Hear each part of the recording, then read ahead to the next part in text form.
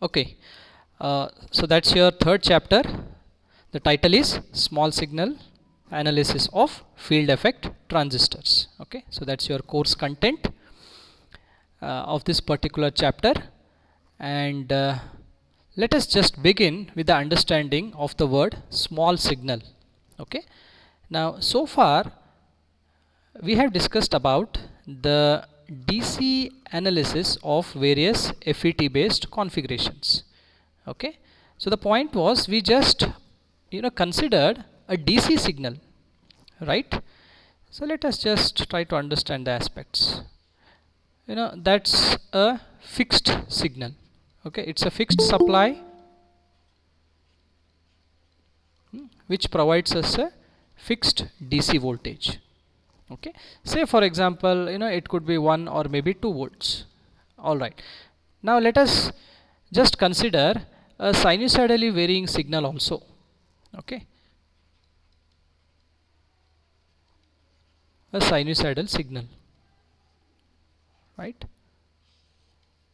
With respect to a supply, it is being represented like this. Okay, the symbol for a varying signal, right?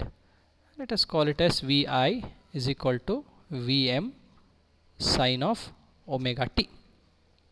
Now with respect to the waveforms, how will I represent a DC signal? Okay, if this is the amplitude and if this is the time axis, horizontal one, then a fixed DC signal is represented like this. Okay, where the amplitude is 2 volts. Okay, just ignore this line. Okay, we'll focus on this particular line, right? So the point is a DC signal is constant, fixed with respect to time. Okay, there is absolutely no change in the amplitude, whereas a sinusoidal signal, if I consider this to be phi sine omega of t, where phi stands for the maximum amplitude, so I can easily represent a sinusoidal signal which is continuously varying with respect to time like this. Okay, where the maximum amplitude is plus phi in the positive cycle and minus phi in the negative cycle. Now the point is this particular signal is continuously varying with respect to time, right? So I'll write it is varying with respect to time.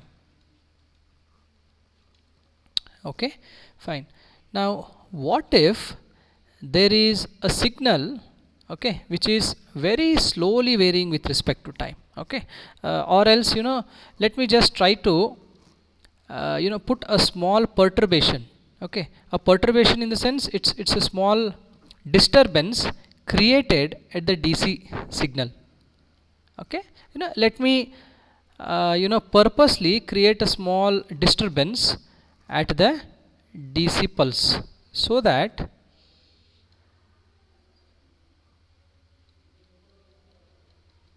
a DC signal which is of this kind, when it is being disturbed,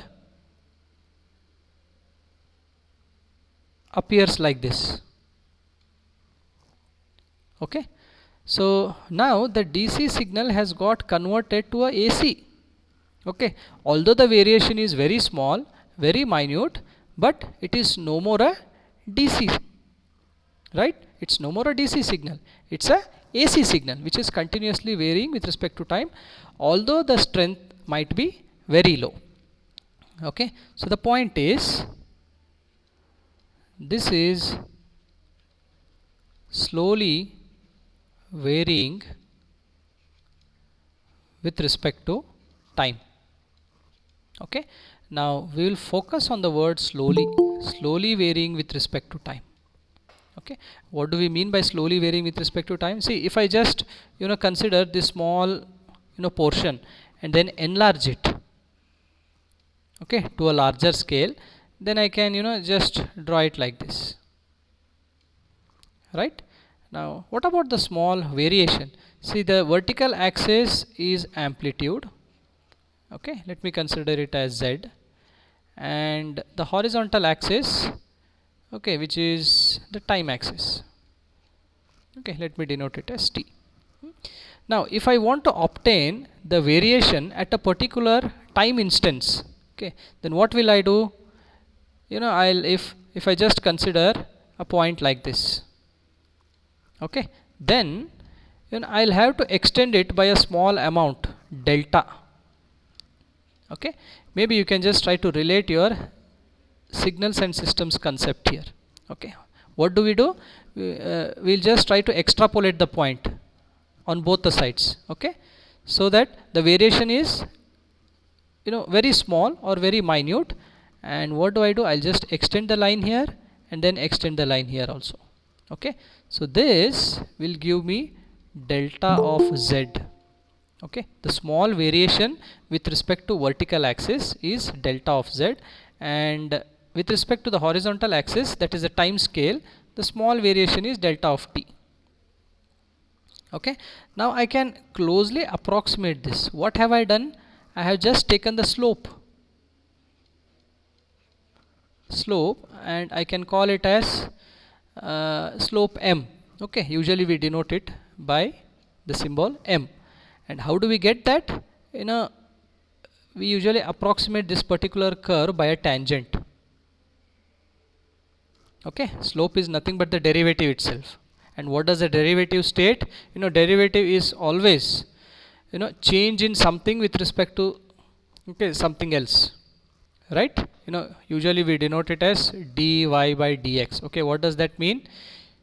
It means change in y with respect to x.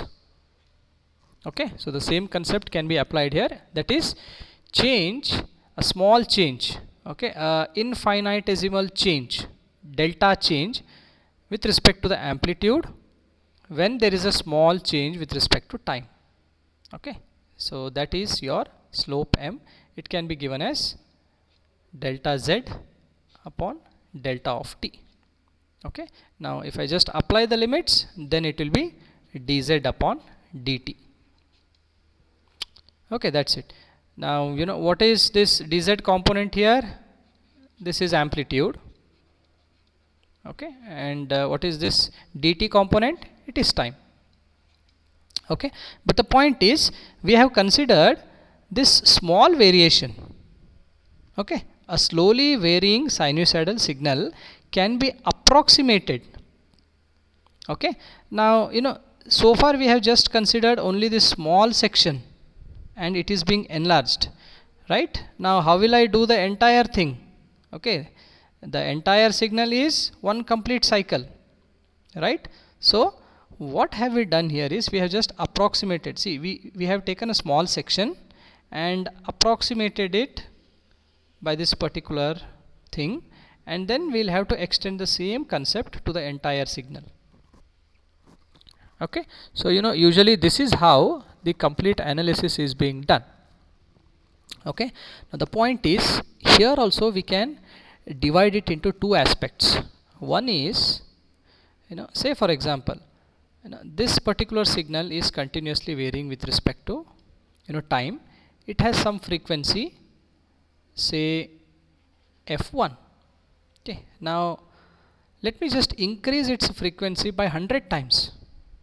Okay, the same thing, so that this is how the signal appears. Okay, a very high frequency, which is f2. Let it be 100 times of f1. Right, now for AC analysis, okay, although the same principle, the same technical holds good, but the way we carry out the understanding of these two signals are entirely different. Okay, because here if I just consider a point and then extrapolate it and then take delta z by delta t, then the variation will be very small, right? Because the frequency is small. So this frequency is small. Okay, please don't confuse the word small with the small signal analysis here. Okay, small signal analysis means the analysis of of AC signals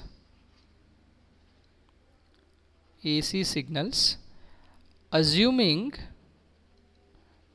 that the variation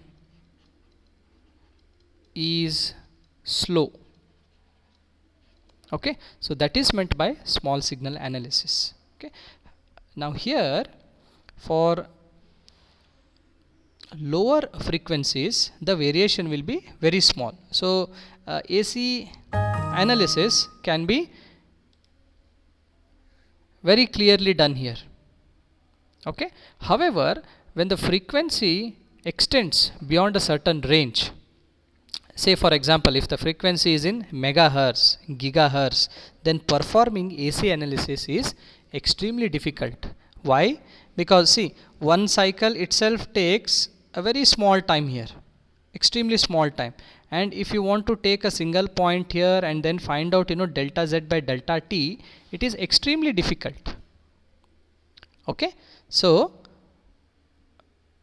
the analysis becomes very difficult here. Okay, so the first one is called low frequency AC analysis, and the second one is called medium to high frequency AC analysis. Okay, for your syllabus we are restricting ourselves to low frequency AC analysis. Okay, and high frequency AC analysis you will be studying it in your higher semesters. Okay, so let me just summarize the things. Small signals is usually associated with respect to AC signals, and we assume that the variation is slow. Okay, with respect to your subject. Fine. Okay, so with that initial understanding, I think we'll move forward and then apply the word small signal to the JFET now.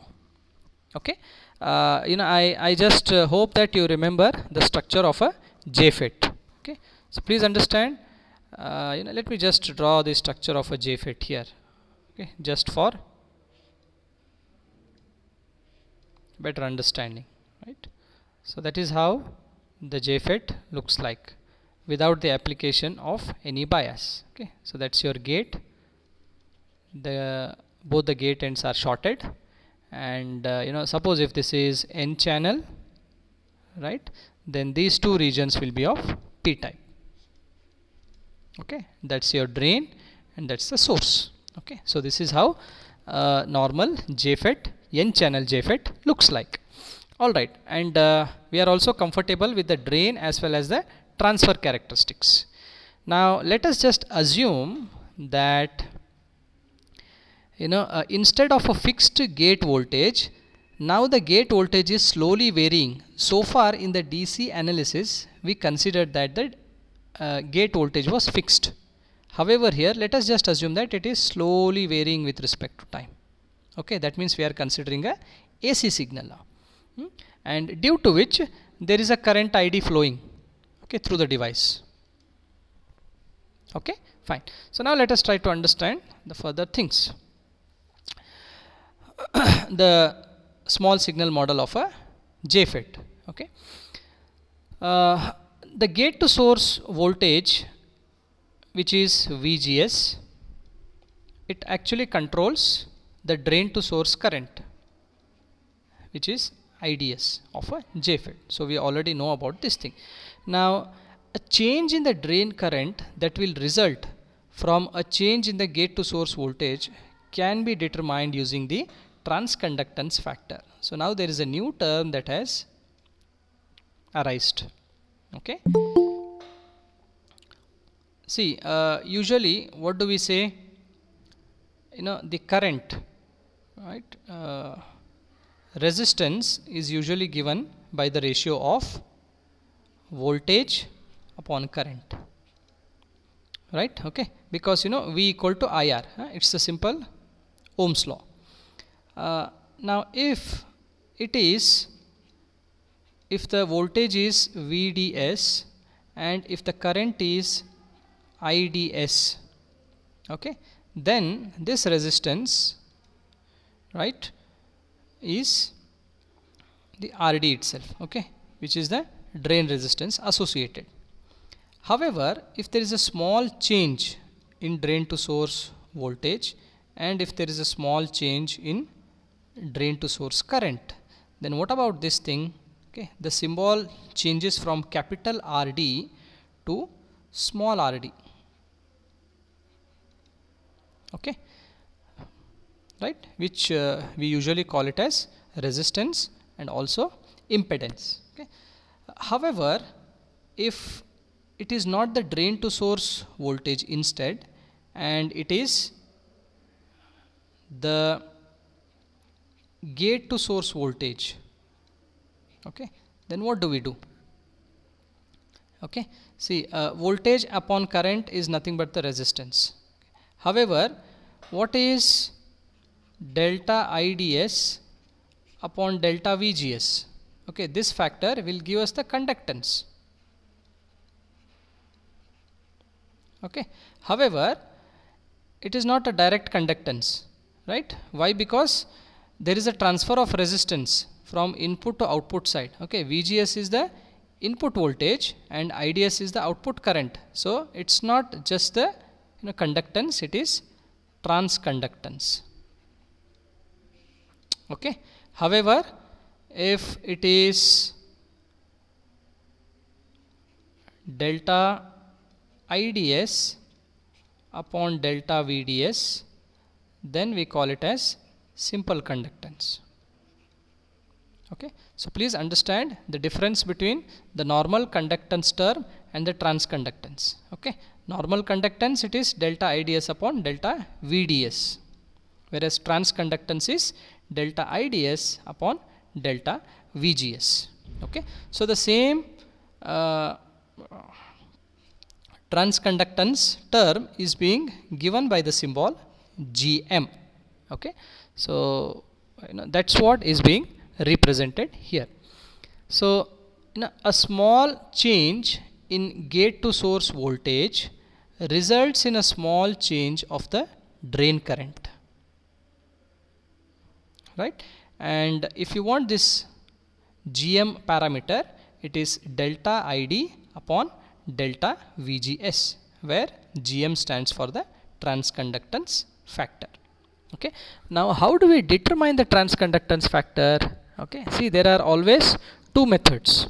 One is the mathematical method and the second one is the graphical determination of GM. Okay, let us first discuss about the graphical determination of GM. Okay,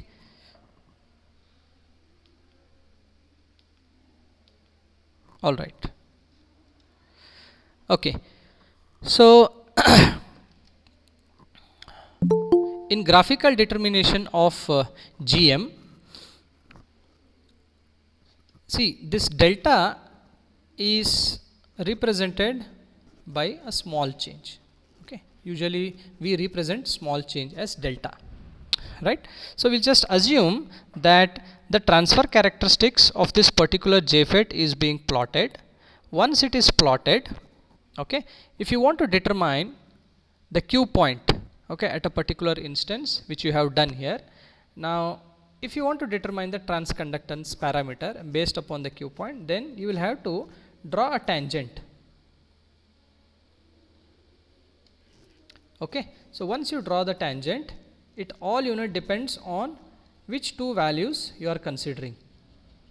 Okay, so if you consider these 2 points and if you consider these 2 points vertically as well as horizontally, you will be getting delta of ID and delta of VGS respectively. Okay. And once you take the ratio of it, you will be getting the transconductance parameter GM. Okay, and delta ID upon delta VGS is nothing but the slope at the Q point. Okay, we know, right, what is the slope? Slope is usually determined or indicated by M, and it is nothing but delta Y by delta X. In this case, delta Y is the drain current and delta X is the small change in gate to source voltage. Okay, more clear picture can be obtained by just going through this particular example.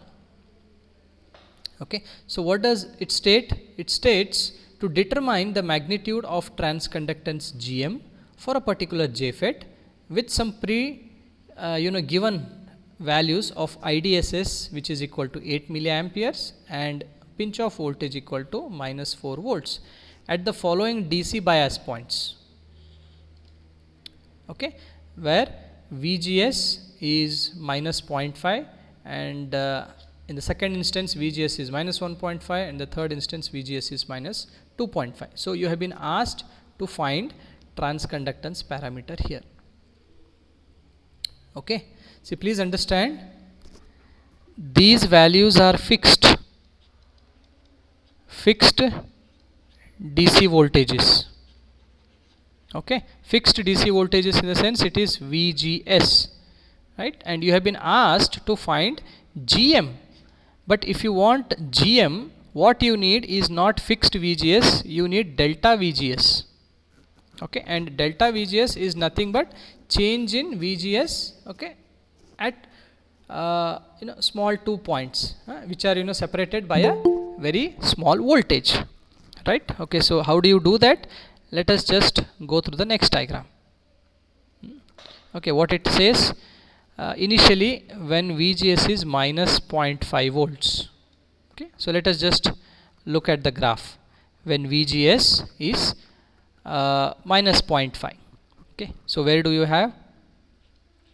Okay, just look at it. Okay, the point is being taken. See, initially, or the first point is to obtain Q point.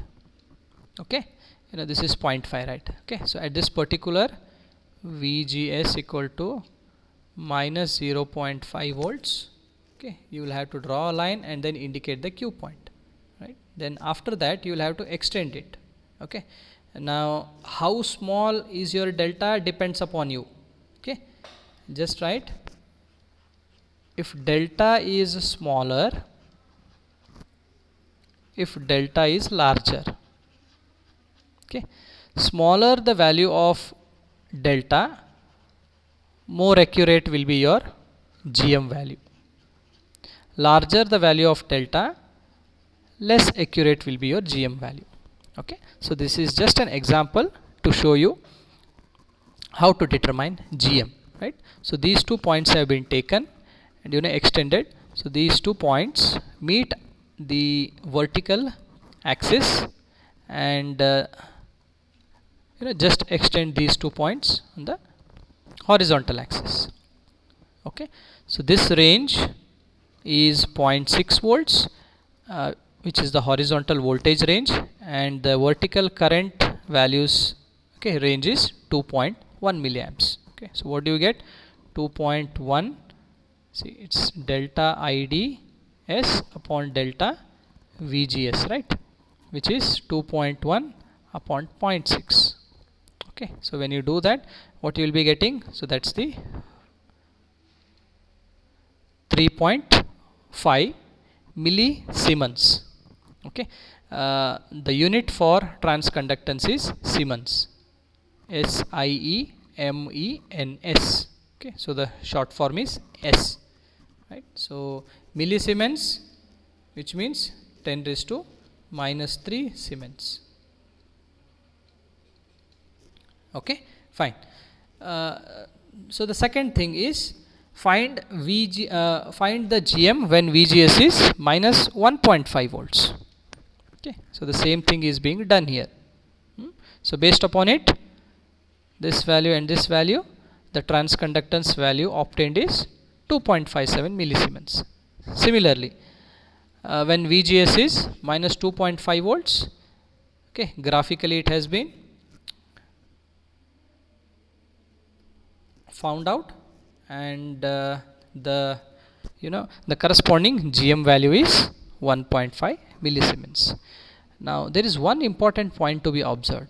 Okay, so as VGS increases in a negative way, so initially it was -0.5 volts, then it is minus 1.5 volts, and further it is minus 2.5 volts. Okay, which means VGS is increasing in a negative way. What is happening to the corresponding transconductance parameter? Is it increasing or decreasing? It is reducing. Okay, and the reason is quite obvious. Okay, why? Because the current is also reducing, right? See, GM is nothing but delta I ds upon delta VGS. Okay, the corresponding IDS is also reducing based on the graph. So just observe here, right? Okay, so what does it state? Okay, fine. So I think you know now how to plot the transconductance parameter graphically. Okay, let me just summarize. First find out the Q point, then determine what should be the value of delta. Okay, it is up to you, right? The choice is up to you. So find two very nearer values of VGS, okay, and delta IDS upon delta VGS. Okay, see, delta is nothing but the distance between two successive points, so you can either write it as ds1 minus IDS2. Similarly, VGS1 minus VGS2. Okay, so that's your GM value. Okay, so the graphical way is very simple. Now if you use a graph sheet and then draw this particular thing, then the things will become very clearer to you. Okay, then there is always a mathematical approach for obtaining the value of GM. Okay, see, what does GM stand for? GM is nothing but the slope, right? Okay, and slope will give you the derivative. Okay, because see, always the slope m can be written as delta y upon delta x, and this is nothing but if the limit for delta goes to 0, then it becomes dy upon dx, right? And this is nothing but a derivative, right?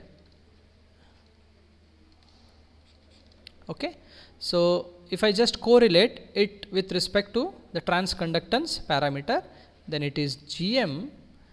What is the Y parameter? The Y parameter here is the drain current, and the X parameter is gate to source voltage, VGS. Okay, fine. So let us just go through the mathematical approach. The derivative of a function at a point is equal to the slope of the tangent line drawn at that particular point. Yes, we know about it. Okay, so let's go to the derivation. GM equal to dID upon dVGS at Q point. So this vertical line indicates at Q point. Okay, what is ID? ID is given by Shockley's expression.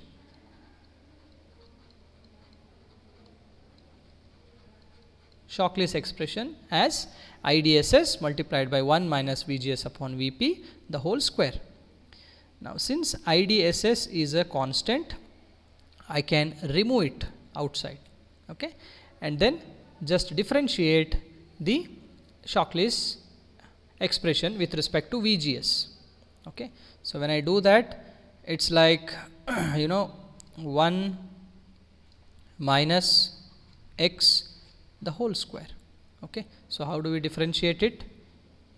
So that's how we differentiate it, right?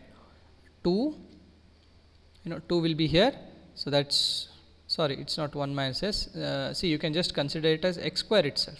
Okay, so it is just 2x dx by dt, right? So in that way you will be getting 2 IDS 1 minus VGS upon VP. Okay, then you will have to further differentiate it with respect to VGS. So when you do that, it is 2 IDS 1 minus VGS upon VP, then differentiate 1 with respect to VGS and also differentiate VGS with respect to VGS, and VP is a constant. Okay, so that's the final expression which you obtain when you differentiate.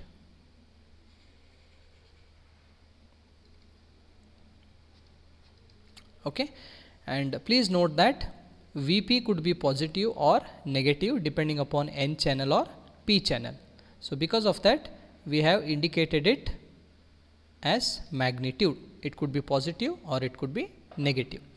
Now at VGS equal to 0 volts, you will be getting maximum current.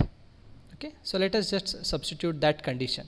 What will be the value of GM when VGS is 0? Okay, so substituting VGS equal to 0 will result in a value of GM naught, which is equal to 2 IDSS upon VP. Okay, so please understand, GM naught indicates the transconductance value when VGS is equal to 0. This is nothing but maximum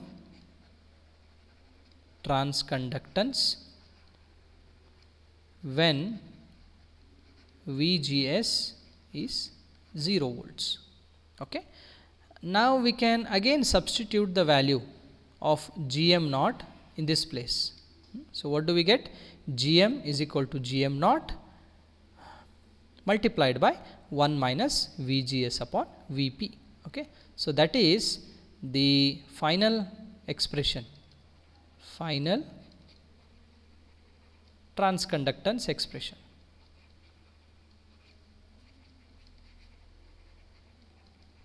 Final transconductance expression in terms of GM naught. Okay, so I know that's a very simple problem.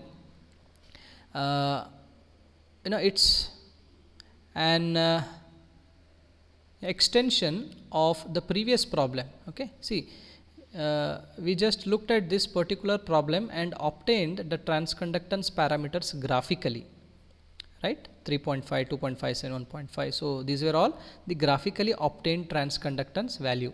Now let us just try to solve the same problem mathematically.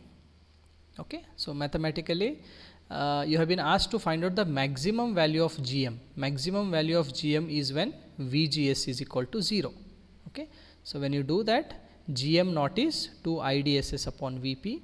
So you will get the value of 4 millisiemens. Okay, further at VGS minus 5 volts, just substitute the value and then find out the expression and find out the value. So GM is 3.5 millisiemens. Well, you can just compare it, the graphical values which you obtained in the previous problem, it is 3.5. So both the values are almost the same. Okay, here it is exactly the same. When VGS is minus 1.5, the transconductance value GM obtained is 2.5. Graphically it was 2.57. So again there is a almost similarity between both the values. Further, minus 2.5, GM value is 1.5. Graphically also it is 1.5. So what does that mean? That means the mathematical and graphical methods will give you almost the same transconductance values. Okay, so you can use either of them, whichever way you are comfortable with. Fine. Now in a textbook there is one more symbol being given for transconductance parameter, which is JFS. Okay, so where F stands for forward, okay, and S stands for it's forward, S stands for the source. Okay, and similarly here Y stands for admittance parameter. Okay, these symbols will be usually used whenever we are trying to associate the frequency terms, right? But as of now we will stick with the simple notation GM. Okay, when time comes we will try to explore at the other symbols as and when it is required. Okay, now one important thing is GM is being given by the expression delta VGS upon delta IDS. The point is there is a small change in VGS and there is a small change in IDS. Okay. Now the point is, how will the transconductance parameter GM vary when one parameter is kept fixed and the other one is varying? Okay. Or in other words, what is the relation between GM and VGS and what is the relation between GM and IDS? Okay. They have to be brought out, right? It should be very clear. So let us just look at it. Plotting GM versus VGS at a particular fixed value of IDS. Okay. So just observe. The maximum value of GM occurs when VGS is 0. Okay, that is true, because the expression says GM is equal to GM naught 1 minus VGS upon VP. Okay, please note that there is no square term here. Okay, it's not the current, it is the transconductance parameter, right? So when VGS is 0, okay, we obtain GM is equal to GM naught when VGS is 0. Okay, so what does that indicate? The point is here, right? When VGS is 0, GM is GM naught. Further, when VGS is equal to pinch off, when VGS is equal to the pinch off voltage, then GM is 0, right? So it is here. So just extend the lines. I mean, just join the 2 points so that you will get a linear relationship. Okay. So what does that mean? There is a linear relationship between GM and VGS. Okay. So that means when VGS is 0, GM is maximum. When VGS is equal to VP, GM becomes equal to 0. Right? Okay. Then further, what is the effect of the drain current on GM? Previously we discussed the effect of VGS on GM. Now what is the effect of ID on GM? Let's just rearrange the Shockley's expression. Okay. I hope you can understand how this expression has come. Okay. If not, let me just write the Shockley's expression once again. ID is equal to IDSS multiplied by 1 minus VGS upon VP the whole square. Okay. So if I just take the square root, right, if I just take the square root on left hand side and the right hand side, what I will be getting? I will be getting this particular expression. Okay. And further, let me substitute 1 minus VGS upon VP is equal to square root of ID upon IDSS in this particular expression of the transconductance. So what do I get? I will be getting GM naught multiplied by square root of ID upon IDSS, which is equal to GM. Okay. I am only doing it just to find out the effect of ID on GM.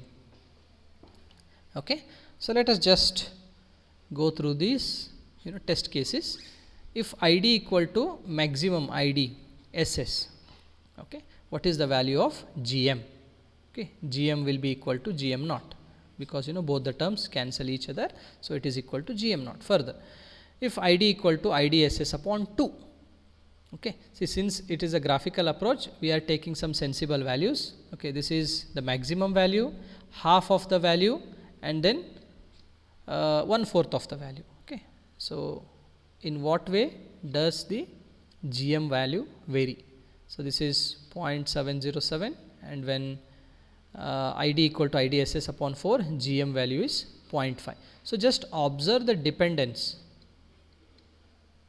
Okay, see here I am reducing the drain current by half an amount. Okay, by 2 like that. However, whether GM is following ID? No, GM is not following the ID. There is a quadratic dependence. It is decreasing quadratically because of this square term.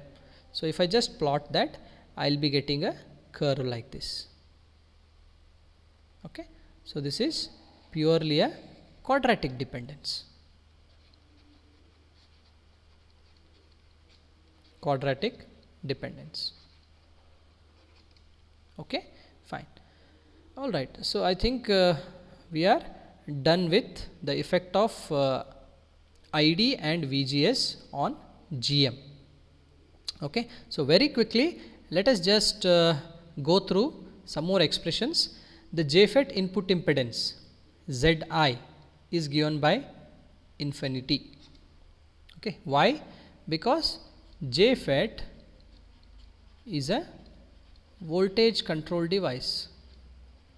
JFET is a voltage controlled device, so that VGS, it actually controls the entire operation, and IG is equal to 0.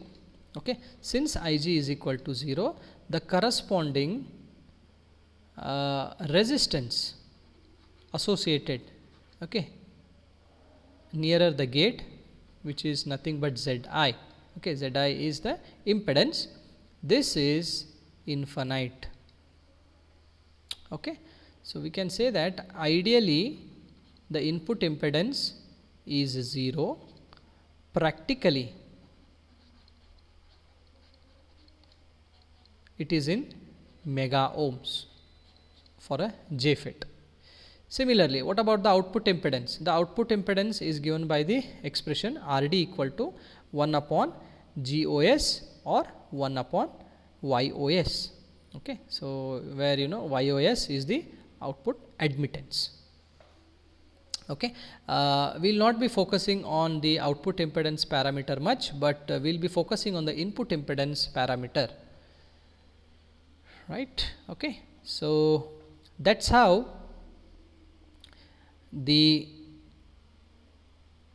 output resistance can be plotted based on the output curve or the drain characteristics. See, this is drain characteristics.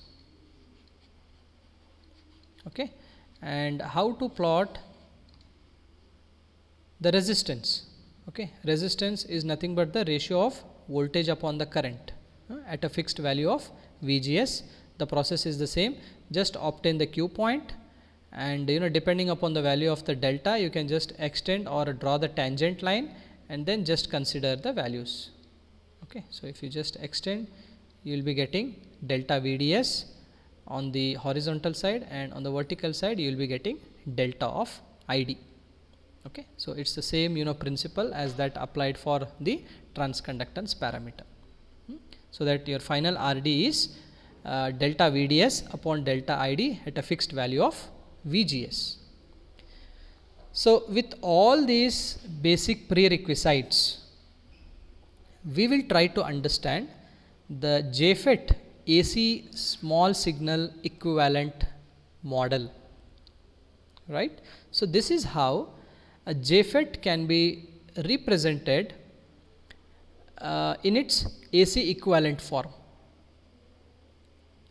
Okay, so what do we have here? We have the 3 terminals of a JFET. Okay, gate, drain, and the source.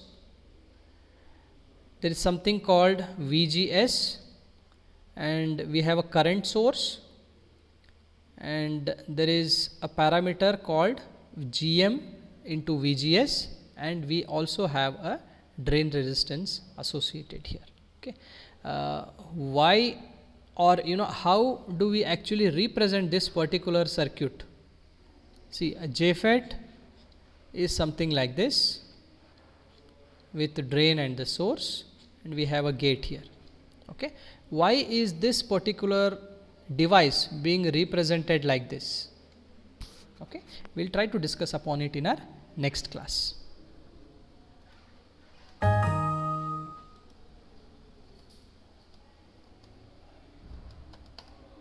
Okay, so if there are any questions, students, you can ask me.